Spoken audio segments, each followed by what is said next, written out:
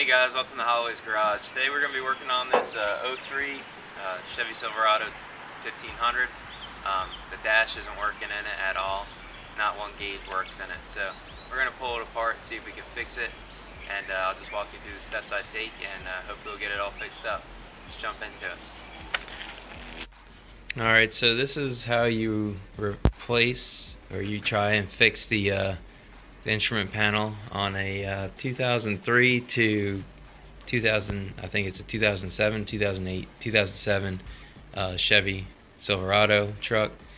1500, 2500, 3500, probably all the same. Basically, you pull the instrument panel out. You pull the instrument panel out, and you'll pull this whole entire cluster apart. It's just there's clips down here that you'd pull apart to do that. And to remove these, you just lift up with an equal amount of pressure on either side, and they lift right up off these stepper motors. Don't be too rough with them because they can break, especially if some of them might be brittle. These are all in good shape.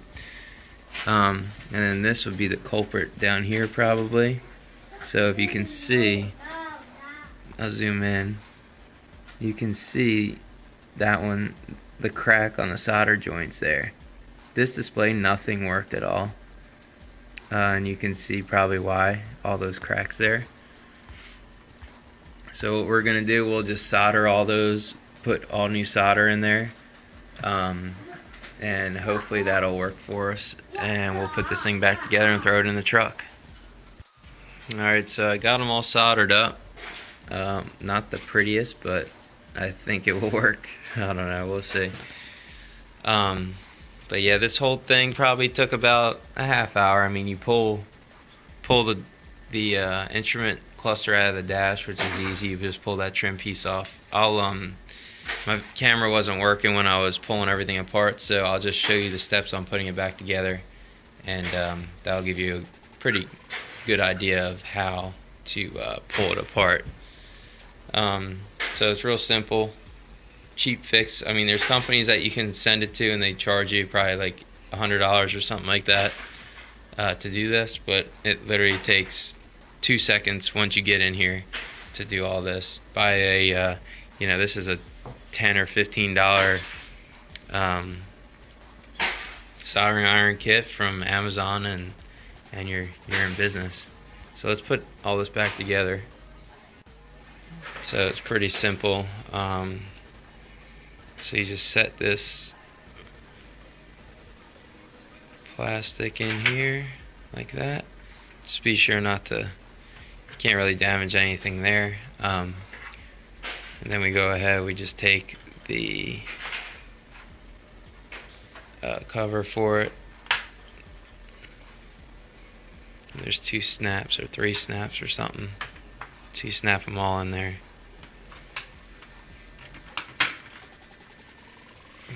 That's it. And just make sure you pay attention to how your gauges are set up.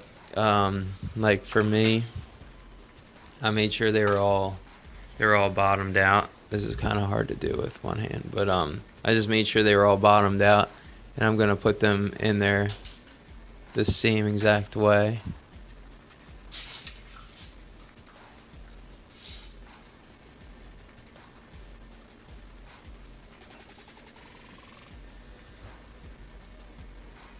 Let's see here. And then that way you just push down on there. And then that way they'll read accurately with the way the stepper motor is on there. And if they're not accurate, you're going to have to pull this apart again. Because the gauges will read slightly different than what it was when you pulled them off. So super simple. There you go. And to remove them, I use a screwdriver.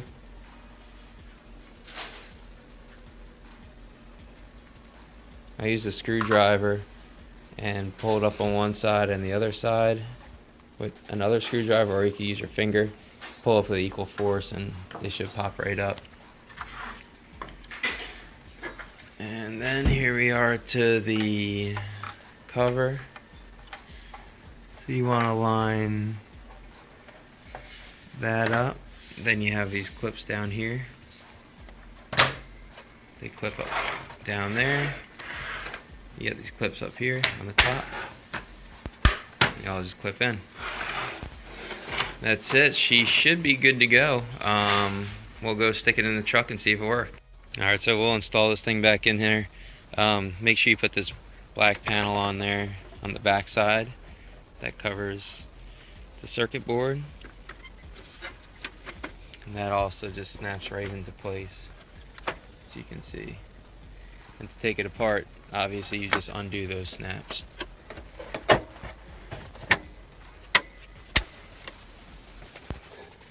Alrighty. Okay, they're in place.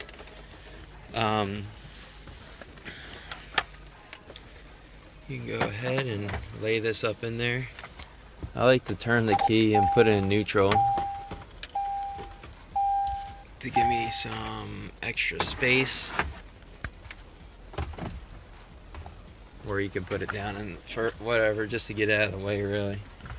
You lower the steering wheel.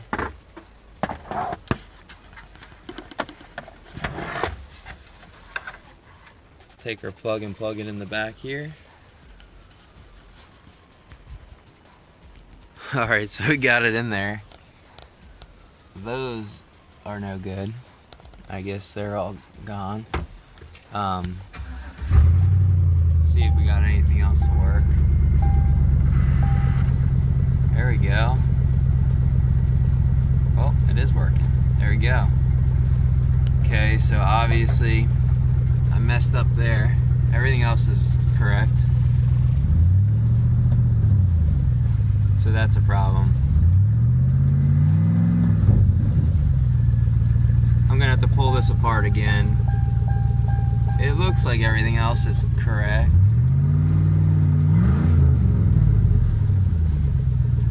That all looks correct. I'm gonna pull this apart again. I'll have to pull that off and just raise it up, but just a hair. It won't be a big deal. So we'll do that real quick. But that'll be it for now. You're also going to want to check your fuses and all. So you want to make sure that your fuses are good to the dash. I'm kind of curious how many miles are on this thing, because I bought it from my buddy and he said this hasn't worked in forever. So there's not that many miles on it, I guess.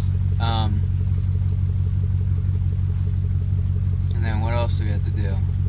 That's it, really. So I'll pull it back apart. I'll check that, and I'll probably pull this apart and play with the terminals, get the terminals to work, because that's what that is more than likely. I'll clean them up. Then she's ready to go. This thing, old 2003 truck that I got from my buddy. So we'll see. What I'm gonna do with it. I was gonna just use it for parts, but it's actually a good truck.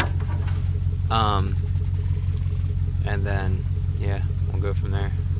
And then oh yeah, you'll put the they're like 7mm bolts. 1, 2, 3, 4 in each corner. You put them on, and this whole piece of trim just pops right into place. So you throw that up there, and then it should be ready to go. So that's it. Quick and easy way to get your dash to work again. And it takes 30 minutes of your time, buy a $10 soldering gun, and you're good to go. Thanks for checking out this episode of Holloway's Garage. Thanks for checking out this episode of Holloway's Garage. It was a short one, but hopefully it helped out a lot of you guys, because these these old Chevys, they tend to have issues with the gauges and the whole entire instrument panel and cluster. So hopefully this helped out, and if so, please give me a like. And if you want to see more stuff like this where I'm fixing old trucks, or I got a lot of other projects, just feel free to hit that subscribe button, and it'll let you know next time I post a video. And if it's to your liking, check it out. Thanks again, and have a good one, guys.